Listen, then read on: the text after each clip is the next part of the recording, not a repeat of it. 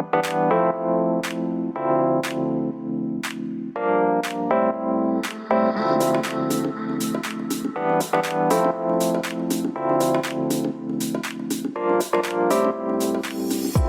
to the Future Is Freelance podcast, brought to you by Zolo, the operating system of the solo economy.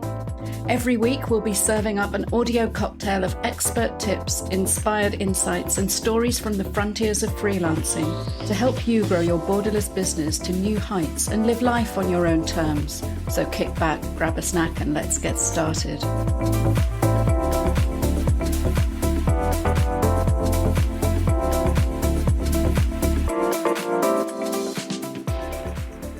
In today's episode of The Future is Freelance, we're joined by Saskia Mardi, who is a business minimalism coach. So if that sounds like something you could use in your life, then definitely you'll want to pay attention to this one. Saskia works with clients individually, as a consultant, and also in a group program.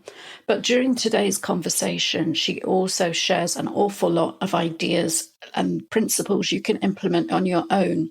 If you feel like you just need to simplify and reprioritize, get back to the heart of what made you want to be a freelancer in the first place, Saskia has a great lens through which to look at this.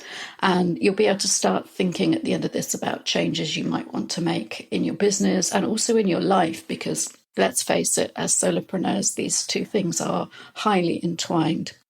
I apologize for my slightly husky voice in today's episode. There's this virus going around, but luckily Saskia has lots to say, so you'll be listening to her a lot more than me. And if you're inspired to check out her stuff, then do check out all the links in the show notes. So welcome, Saskia. It's lovely to have you with us at The Future is Freelance. Thank you, Maya. It's so lovely to be invited to be here. Oh, that's great. Now, I'm really looking forward to digging into everything that you do, but it would be lovely if you could start off by telling us how you got here. And we love the squiggly freelance stories of how people end up doing what they do. And I want to unpack business minimalism, but give us a little bit of your backstory first, please. Sure. Well, I was everything except for a minimalist about 10 years ago. Right. And due to a hobby in moving countries, I was kind of forced into minimalism. My husband and I, we traveled a lot. Well, we were planning to travel a lot. And we had planned out a year backpacking trip to move from where we were in the Netherlands back to my country, Australia. And rather than flying there, we decided to travel overland.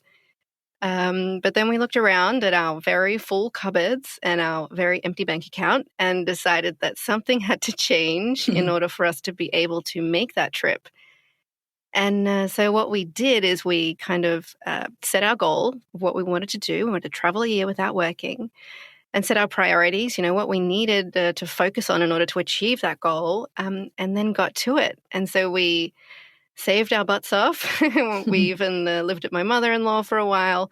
But the biggest thing is we had to take what was our entire house of belongings down to one backpack each. Wow. And one moving box that we would send to Australia. And for me, that was a very big, very difficult journey. But slowly but surely, I actually started to love having less stuff. And so that was what kind of got us kicked off initially in our minimalist journey. So that was about 10 years ago. And since then, when we settled in Australia, we sort of continued on with that way of living, and then we moved again back to Holland, and we still continued on with that minimalist journey. And so fast forward a couple of years, we started a family. My first child was born, and I realized I no longer wanted to work for someone else. I wanted to dictate when I could work and with who and where, and definitely when, having a baby at home. But I didn't have enough money to stop working straight away. So between having a day job and a baby, I had a handful of hours left over. And I thought, how am I going to start a business? So then I thought, okay, what if I approach a business the same way we approached our lifestyle when we went traveling? And I got really clear on what the goal was, figured out what my priorities were and what my values were, and just only did the things that aligned with that and didn't do the rest. And it turned out that I was able to run my business on less than half the hours it took other people, because I got a really clear, defined idea of what I was and wasn't going to be doing. Fantastic. So what does that look like now then? Minimalism in business. How does that, I mean, I'm desperately curious about minimalism with a baby. We might have to get back to that. But let's talk about the business stuff. What does minimalism look like in business? Yeah. So initially, I didn't start off teaching people how to do this. That was not my intention.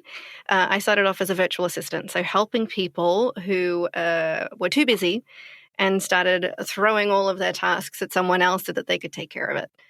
But it wasn't a great business model for me because I was charging per hour, and I kept telling them or asking them, why are you making me do this? Why are you paying me to do this? You don't need to do this. This is not bringing you towards your goal. This is not essential to your business.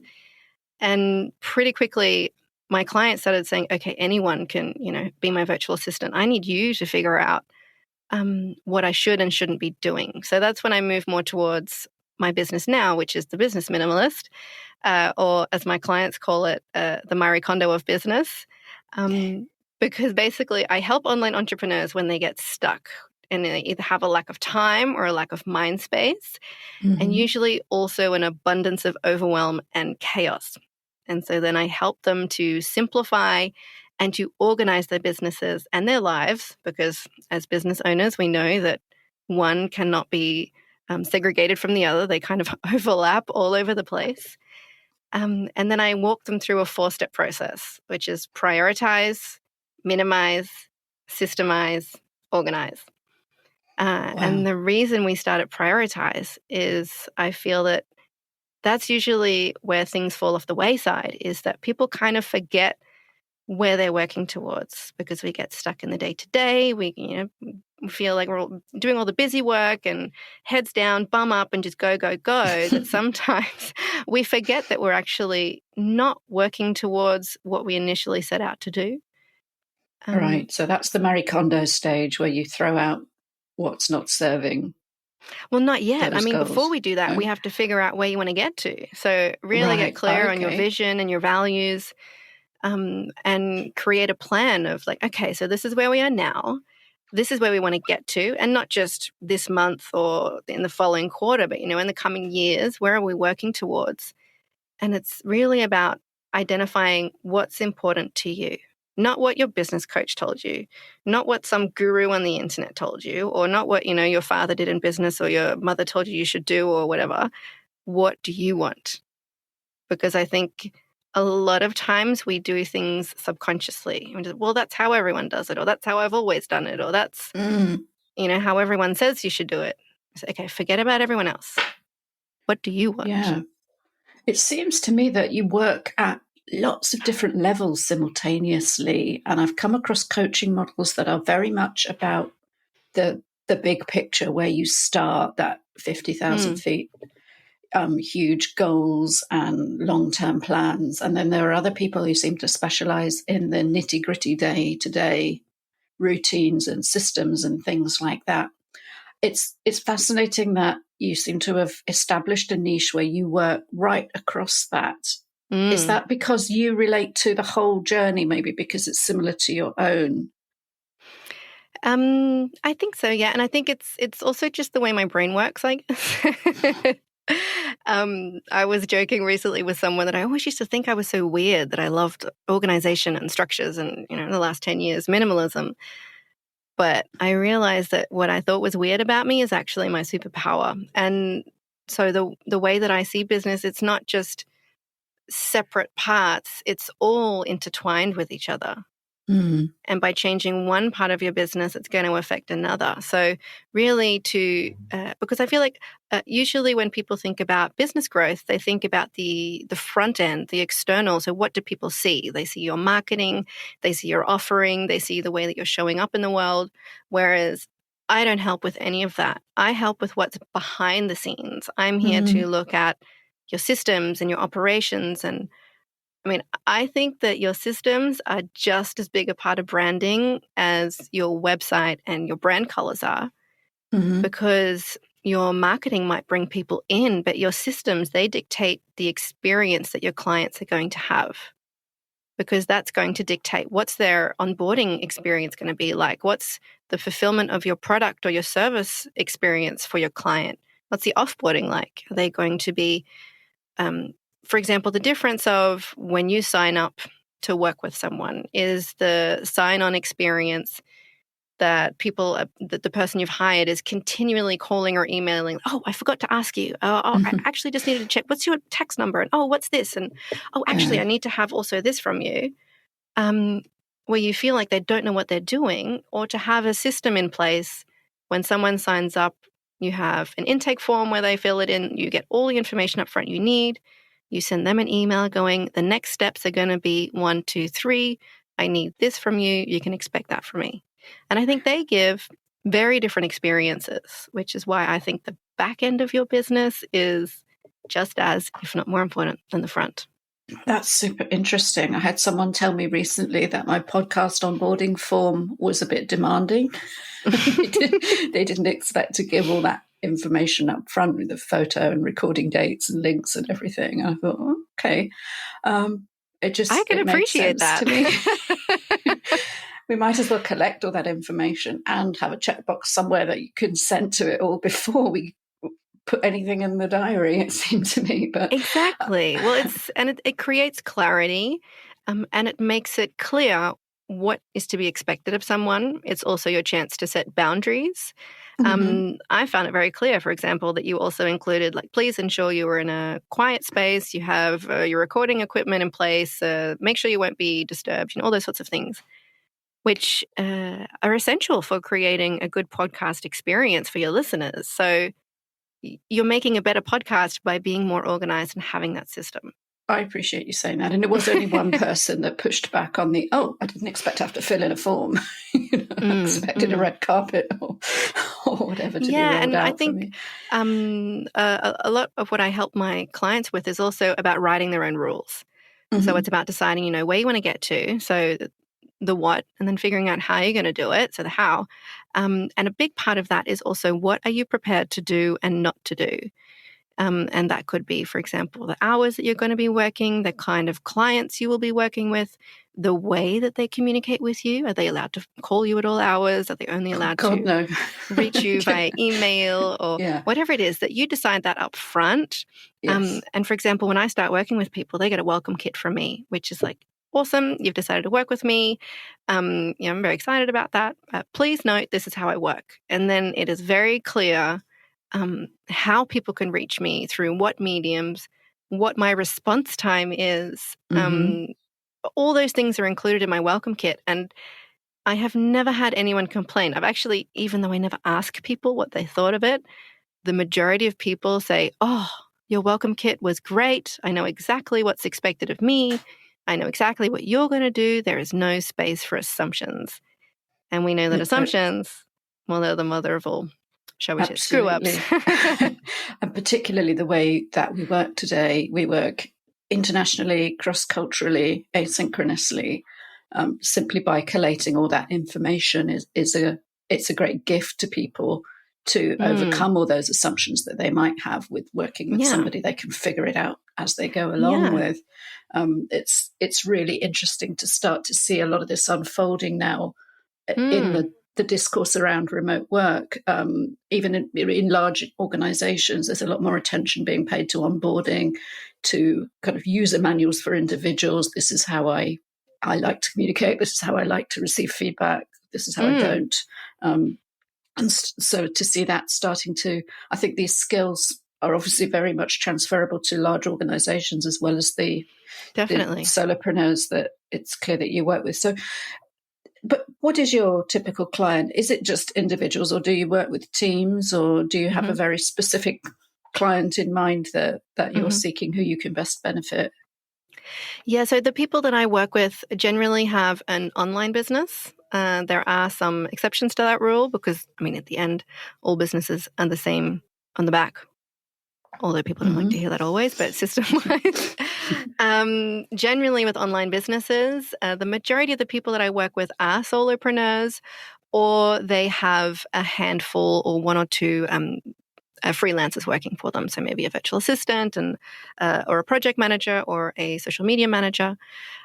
So generally the 1 to 5 kind of people working in a company. Mm-hmm. Okay, Yeah. so it's systems for individuals, but then to kind of replicate themselves out into small teams and start to offboard different bits of what they're doing. That's interesting, because I must admit that when my mind goes to minimalism and my work and what, how can I simplify things, I have to admit there's a tendency to go to either technology, what's an app that's going to fix this, or outsourcing.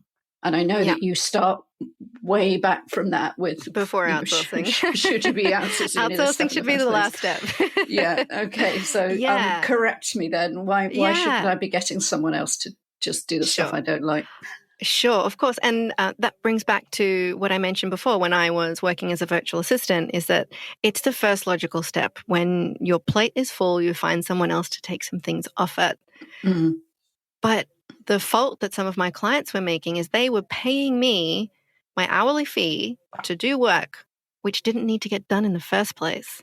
So if they had taken the time before, or perhaps hired someone to help them identify what those things are, which is what I do, but otherwise themselves to take the time to say, okay, hang on, I'm really busy. What I'm going to do is I'm going to set aside half a day or a day, and I'm going to take a helicopter view from my business, have a look back at why I'm running my business. What's the vision? Where am I working towards? And then with that in mind, looking through every part of your business, your task lists, your projects, your clients, everything, and seeing, does this bring me closer to that vision? If yes, awesome, stays. If you're not sure, figure that out. And if it definitely doesn't bring you closer, ask yourself the question, why am I doing this? And if it doesn't actually correlate in one way towards bringing you towards the vision you're trying to get to, why would you be doing it? One of the examples that is easy to see is, for example, for a long time, the advice was to be everywhere. For example, if you're on social media, be on Instagram, be on Facebook, be on LinkedIn, be on Twitter, be on blah, blah, blah, whatever. Oh, gosh, yes. We have coming out the week before your episode is a wonderful interview with a TikTok expert. And I know that when I listen back to that, I'm going to be thinking, oh, God, I really should be doing that as well. I really should be on TikTok. And that's exactly what I mean, is that it's everyone who works in a specific industry obviously is a total raving fan of that industry and thinks everyone should be on it. But we have to think about what works for you. And for example, if you are spending all of your time on all of these different platforms, you can't fully invest your attention and your time into all of them unless you're a content creator. If that's your work, for sure, focus on whatever you think you need to. But the average solopreneur isn't not necessarily a content creator that needs to be on every platform. So then to identify, okay, where do the most of my leads come from? Do I get any leads from Twitter? Do I get any leads coming from LinkedIn? Or depending on what your industry is, it would be very different. So then to say, okay, instead of putting a little bit of effort into all of these platforms, I'm going to select 1 or 2 and put all that same amount of effort, but only into 2 platforms. So that way it could be, or you could even spend less time doing it, of course, but you could spend the same amount of time, but make a bigger impact by just focusing on the places where the majority of your leads are coming from.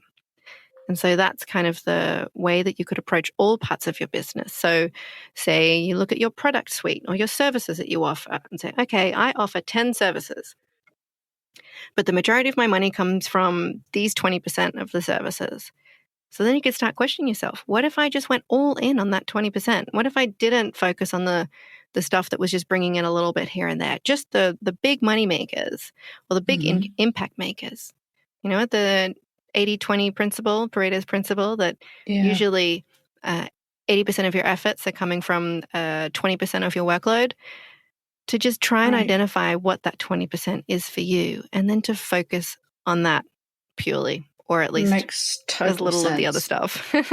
It's so funny how in our own businesses we end up with all this mess in the 80%, because you understand it if somebody's paying you for 40 hours of your life a week and they give you a list of stuff they've bundled into something called a job description. I mean, quite how weird that sounds as a freelancer of many years now, that things come in chunks like that anyway.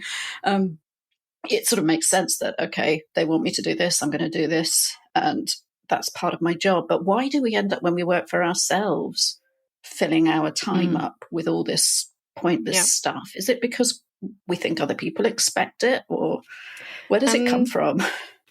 I mean, for everyone, the answer is different, I guess. But I think in general, we've grown up in a society that has taught us more is more.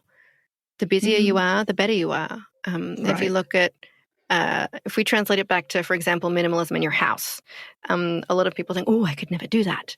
But it's because we've been trained with this idea that we have to continue to go bigger or better in order to continue to be happy, that we always need to be moving towards the next goalpost rather than actually looking at creating happiness with where we are now.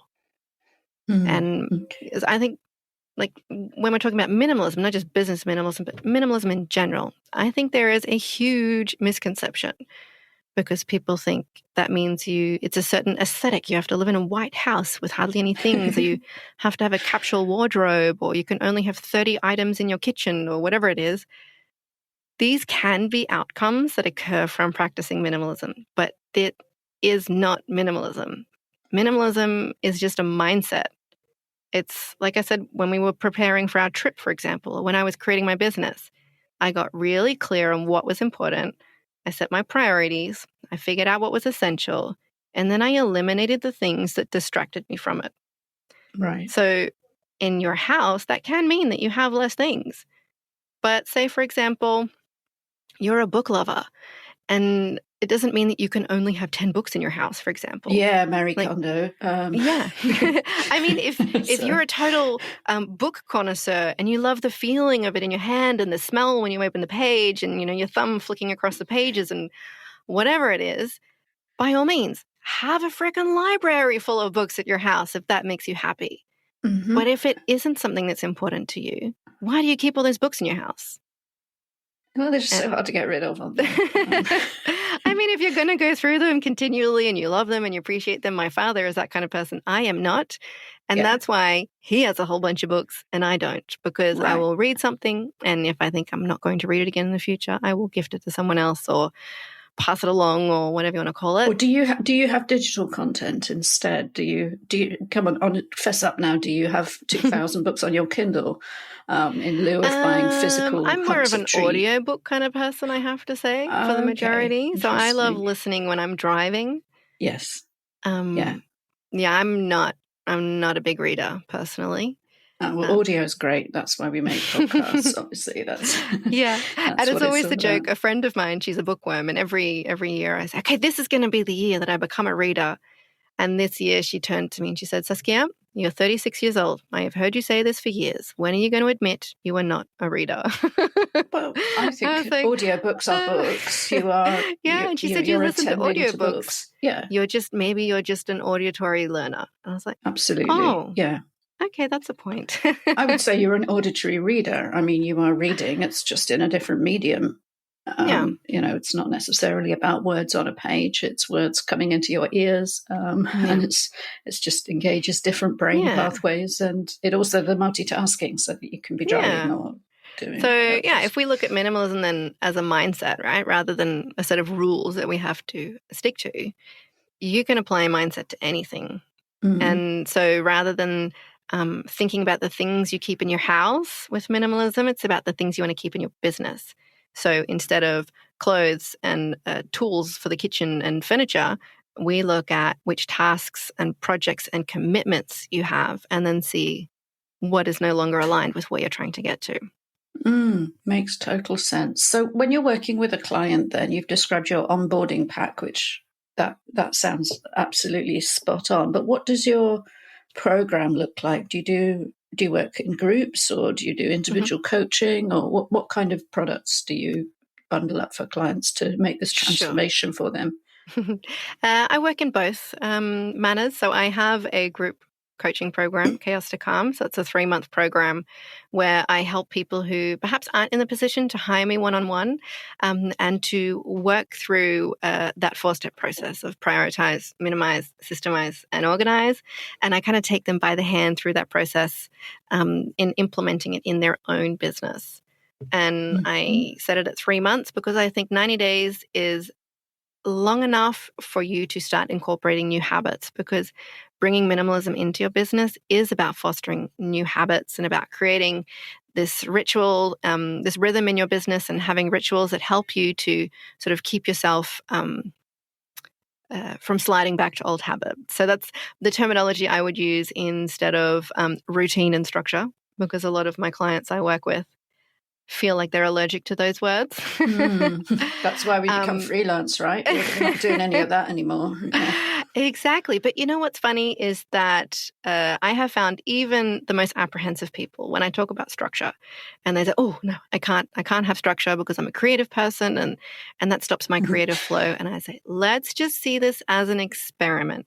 And even the most apprehensive, after working together, they're like, "Saskia, I get it now." Because by creating this structure, for example, I do my admin every Friday at 10 a.m. or whatever it is, it means that when they take the time, when they have their creative time, they don't have all these thoughts popping up in their head like, oh, I still needed to email that person. Oh, I still need to book that invoice. Oh, no, that's all taken care of. So now that you're in your creative flow time, you can 100% focus on what you're doing. Right. So that's my little... It's going back to that very old that's my little preach on productivity. structure. Yeah, no, it makes complete sense. You can't store it in your head. Exactly. So yeah, the group program is one of the ways that people work with me, and alternatively, people can also work with me one-on-one. So again, we start with a minimum of 3 months, and I take you through the whole process to start bringing minimalism into your business and figuring out, what are your visions, what are your values, where are you trying to get to? Okay, how does that translate to everyday life? And bring them through that process of minimizing what they don't need, creating any systems, so standard operating procedures or workflows or those sorts of things, and then helping them to actually organize it. So what does that mean in real life? So you're having a task project management system, or how do you plan your week, or those sorts of things. How do we actually organize your business and your time? And the third way I work with people is more on a consultancy basis. So they might just have one problem that they're hitting, and I will then meet with either them or their whole team and coach them through that. So that could be anything from, how do we make sure that we're all on one page when it comes to the business, like setting up a task management system with them in ClickUp, for example, or that could be looking at, so what is your customer journey? What is the experience of your customer? What sort of system do we need to set up for that? So those are the 3 ways that I work with people. Right. That's really interesting. I mean, it feels to me like, and the fact that people are coming to you for this service now, it feels like we're hopefully seeing a bit of a shift in how people measure being productive and being effective in their business. I don't know if it's a post-pandemic thing, that with this kind of hustle culture that certainly in the startup world was really pervasive. Do you think we're beyond that now? Have we reached hopefully a better time now where people are focused on what's more important? I guess I think definitely the last few years have made people stop and question what they do in their life and their business. So whether that means hustling or anything else, I think people are just becoming a little bit more conscious of how they spend their time and energy. Whereas, like I said, the most of us grew up in a culture of more is more and busier is better. And especially in a generation where another pandemic we could refer to as burnout and stress and depression. I think a lot of people who have gone, and I've myself also had a burnout in the past, and for me that was definitely a turning point where I started to question every single thing in my life. Is this how I want to live my life? Is this how I want to spend my time? So I think definitely with a lot of that going around, that people are starting to be a little bit more conscious and wary of where they want to spend their resources, so their time, their money, their energy. It's so interesting how many of us freelancers have a burnout story behind us that led us to want to just work for ourselves. And it feels like you've taken that to the ultimate, that you're now helping other people shed the stuff that can lead to that in the first place, or not replicate it when they start their own business, because that's a horrible sort of thing about cycles of abuse and generations and things like that, that if we don't identify the cause, somehow we could take that with us and set ourselves up in self-employment that burns us out. Yeah, and I think that's also a lot of the people who come to me are on the verge of that they've realized if I continue working the way I'm working, burnout or not being able to work anymore is definitely going to be an outcome. That they realize that on time and they jump on the brakes and say, hang on, I need help. And I think a lot of people don't know I exist, right? If you need to get a haircut, you go to the hairdresser. If you need photographs, you go to the photographer. Like if you get overwhelmed in your business, people think it's just their problem. Yeah. And they think that they're the only one. Whereas I can tell you, most people who started their business didn't start their business because they're good at business. They started their business because they're good at what they do.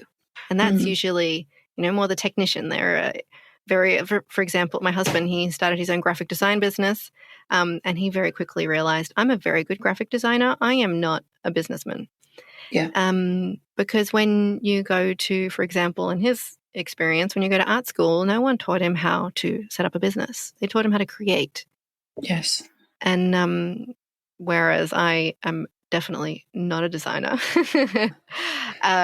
but I've always worked on the back end of businesses from startups to multinationals. So I have learned a lot about business structures and identifying bottlenecks and figuring out how to do things on a very lean budget or a very lean timeline, and being able to sort of figure out the easiest way to make sure things get done. Yes. And that's something that a lot of people miss out on that skill. And I think that's the beauty of when I do the group programs is that people all of a sudden realize, I'm not the only one.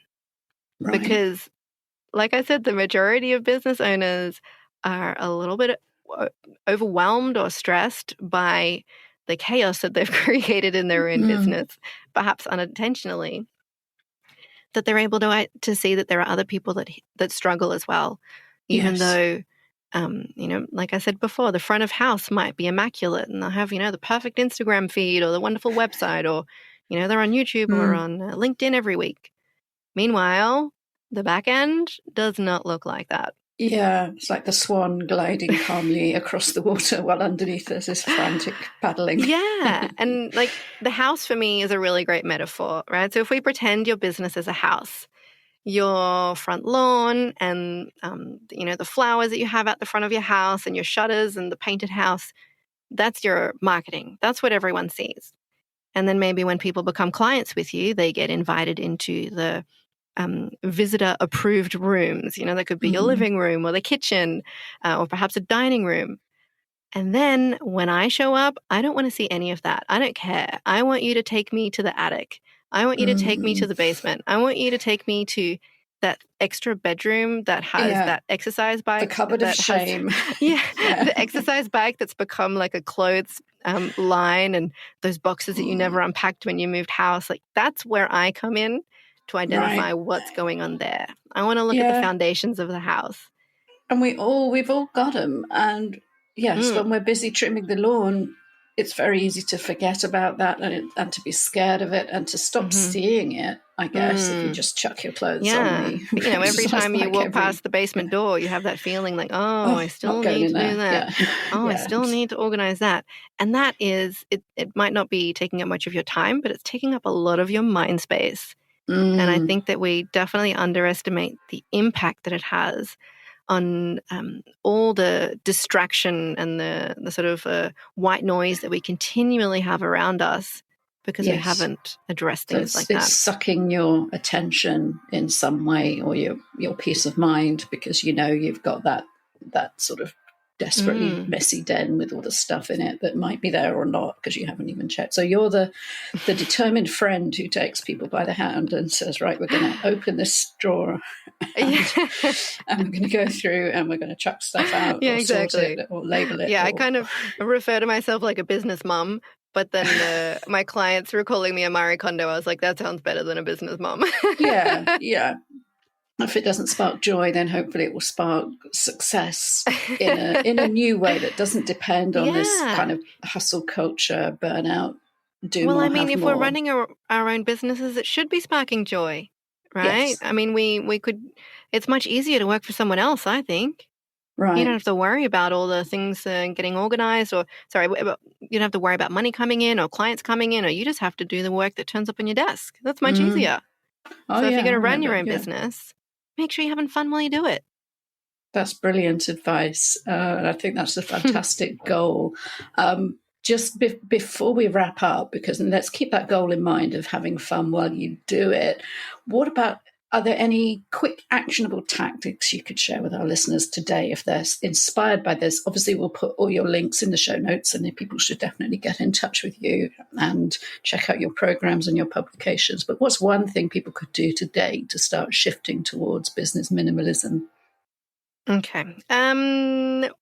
Well, I think the main thing, like I have said, is the first step. I'll quickly mention that again, to just really get clear on what your vision is. Where are you trying to get to? And not just the short term, but the long term.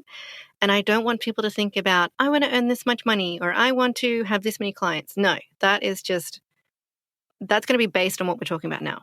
What we're talking about is what is the underlying goal behind why you want that money. Mm-hmm. And for one person, that could be to change the world, or for the other person, that could be to create time freedom to spend with my family, or whatever the underlying reason is, to identify what that is. And so be honest with yourself if you're not looking to not your change the world. not your business vision, but your personal vision. Yes. Because at the end of the day, your work is going to have a big impact on you personally. So to identify what is most important to you, and then making sure that your business vision is going to be aligned with that. But something simple then, or I don't know if simple, depends on how long your to-do list is. But you could look at doing a to-do list detox. So if you are clear on where you're trying to get to, I want you then to grab your to-do list or look through your projects and to think, what can I ditch? What can I delegate? What can I automate? And then what can I do? Right. So what things aren't serving that big goal? Exactly. So to get a big black pen and cross off the things that are no longer going to bring you closer to that vision. To be really harsh, to just go all out and identify. And perhaps it could be that you decide it's not that I'm not going to do it. I'm not going to do it now. To create for yourself a future to-do list, for example, and push things over there. To think it's not forgotten. It's just not right now. I don't need attention on this today. Exactly. Yeah, I mean, you could do anything, but you can't do everything. So to figure out, what am I going to ditch, either for now or for always? And then ditch, and then you can move on to automate. So is there anything that I am doing every day that could be automated? So is it emails that get sent out? Is it something with your bookkeeping? Is it scheduling social media? We're in an amazing internet age. Use that, or take that to your advantage. So what can I automate? Then what remains, is there anything I can delegate? And I always like to mention, even if you're not at a place financially that you can delegate, still mark it as delegate, because it's you telling your future self, you're earmarking this task, that as soon as I reach the time that I can start delegating, this baby is going first. Right. So first famous hires would be bookkeeping, social media, or a general virtual assistant. Makes total sense. Well, guys, you've got everything you need now. And then what's left over, that's due. So that's the stuff you're actually going to do. That's the bit that's going to give you the success you want on your own terms and move you closer to that big vision. And if people need a bit of help with doing all of these amazing steps and getting there, obviously we're going to put your links in the show notes. But if people are listening now and they they just need to pull over and stop what they're doing and get straight over and connect with you, where can people find you? Yeah, what's the best way to find you online, Saskia? Well, I hang out for the most part on Instagram, so that is just my own name, Saskia Mardi, and otherwise you could find my website, saskiamardi.com. Fantastic. Thanks so much for joining us on the Future is Freelance, Saskia. Thank you, Maya. I appreciate you having me and making some time for me. You've been listening to the Future is Freelance podcast, brought to you by Zolo.io, who offer compliance, taxation, invoicing, and admin solutions for fiercely independent solopreneurs across the globe. From simply getting paid to launching a full EU-based limited company, Solar has you covered, thanks to Estonian e-residency and a superb suite of streamlined business software. If you enjoyed the show, please like, rate and comment and subscribe to our feed wherever you get your podcasts.